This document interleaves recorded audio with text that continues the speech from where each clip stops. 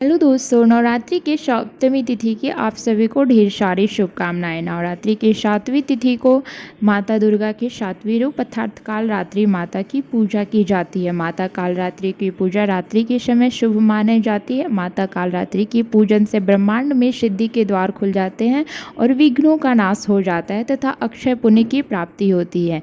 माता कालरात्रि को गुड़ का भोग लगाना चाहिए, जिससे कि शोक और आकस्मिक संकट से मुक्ति मिलती है।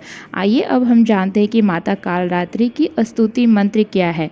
वाम पादोलल शल्लोह लता कंटक भूषणावर्धन मूर्धध्वजा कृष्णा काल रात्रि भयंकरी, अर्थात अपने बाएं पैर में चमकने वाले लौह लता व कांटों की तरह आभूषण पहनने वाली बड़ी ध्वजा वाली और भयंकर लगने वाली माता कालरात्रि हमारी रक्षा करे। आइए दोस्तों, अब हम जानते हैं कि दुर्गा सप्तशती का सातवां अध्याय क्या है। अर्थात सातवां अध्याय में चंड और मुंड वध का वर्णन मिलता है। ध्यान। मैं मातंगी देवी का ध्यान करती हूँ। वे रत्नमय सिंहासन पर बैठकर पढ़ते हुए तोते का मधुर शब्द सुन रही हैं। उनके शरीर का वर्ण श्याम है। वे अपने एक पैर कमल पर रखे हुए हैं और मस्तक पर अर्धचंद्र धारण करती हैं तथा कंहार पुष्पों की माला धारण किए हुए वीणा बजाती हैं। उनके अंगों में कशी हुई चोली शोभा पा रही है। वे लाल रंग की साड़ी पहने हाथ में शंखमय पान लिए हुए हैं। उनके वदन पर मधु का हल्का हल्का प्रभाव जान पड़ता है और ललाट में बिंदी शोभा दे रही हैं। ऋषि कहते हैं, तदनंतर शुंभ की आज्ञा पाकर वे चंड मुंड आदि दैत्य चतुरंगिनी सेना के साथ अस्त्र शस्त्रों से सुसज्जित हो चल दिए। फिर गिरिराज हिमालय के सुवर्ण में उच्च शिखर पर पहुंचकर उन्होंने सिंह पर बैठी देवी को देखा। वे मंद मंद मुस्कुरा रहे थे। उन्हें देखकर दैत्य लोग तत्परता से पकड़ने का उद्योग करने लगे। किसी ने धनुष तान लिया तो किसी ने तलवार संभाल ली और कुछ लोग देवी के पास आकर खड़े हो गए।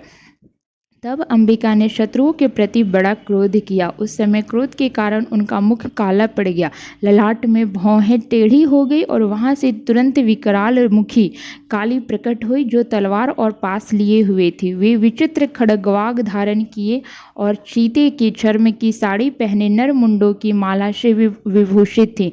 उनके शरीर का मांस सूख गया था, केवल हड्डियों का ढांचा था, जिससे वे अत्यंत भयंकर जान पड़ती थी। उनका मुख बहुत विशाल था। जीभ लपलाने के कारण वे और भी बहुत ही डरावनी प्रतीत होती थी। उनकी आंखें भीतर की धसी और कुछ लाल थी।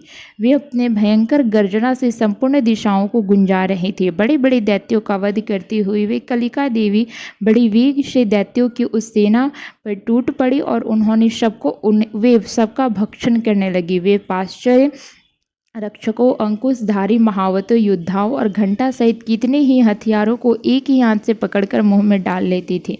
इसी प्रकार घोड़े, रथ और सारथी सहित रथी सैनिकों को मुंह में डालकर वे उन्हें बड़े भयानक रूप से चबा डालती थी। किसी के बाल पकड़ लेती, किसी का गला दबा देती, किसी को पैरों से कुचल डालती तो किसी को छाती के धक्के से गिराकर मार डालती थी। वे असुरों को छोड़े हुए बड़े बड़े अस्त्र शस्त्र मुंह से पकड़ लेती और रोष में भरकर उनको दांतों से पीस डालती थी। कालीन ने बलवान और दुरात्मा दैत्यों की वह सारी सेना रौंद डाली, खा डाली और कितनों को मार भगाया। कोई तलवार के घाट उतर आए तो कोई खड़क वात से पीट गया तथा कितने ही असुर दांतों के अग्रभाग से कुचले जाने के कारण मृत्यु को प्राप्त हुए।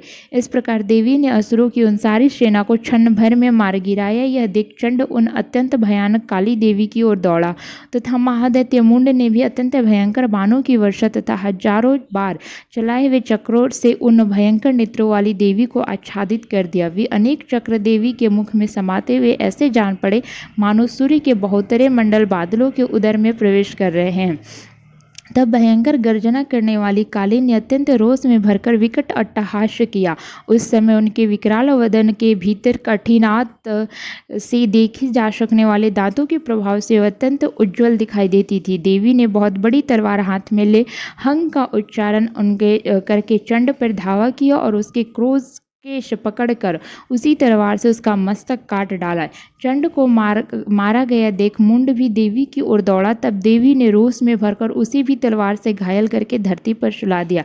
महापराक्रमी चंड और मुंड को मारा गया देख मरने से बची हुई बाकी सेना भय से व्याकुल हुई चारों ओर भाग गई। तदनंतर काली ने चंड और मुंड का मस्तक हाथ में ले चंडिका के पास जाकर प्रचंड अट्टहास करते हुए कहा, देवी, मैंने चंड और मुंड नामक इन दो महापशुओं को तुम्हें भेंट किया। अब युद्ध यज्ञ में तुम शुंभ और निशुंभ का स्वयं ही वध करना। ऋषि कहते हैं, वहां लाए हुए उन चंड और मुंड नामक महादैत्यों को देखकर कल्याणमयी चंडी ने काली से मधुर वाणी में कहा, हे देवी, तुम चंड और मुंड को लेकर मेरे पास आई हो, इसलिए संसार में चामुंडा के नाम से तुम्हारे व्याख्याति होगी। इस प्रकार श्री मार्कंडेय पुराण में सार्वनिक मनवंतरी कथा के अंतर्गत देवी महात्म्य में चंड और मुंड नामक 7वां अध्याय पूर्ण हुआ। जय माता दी।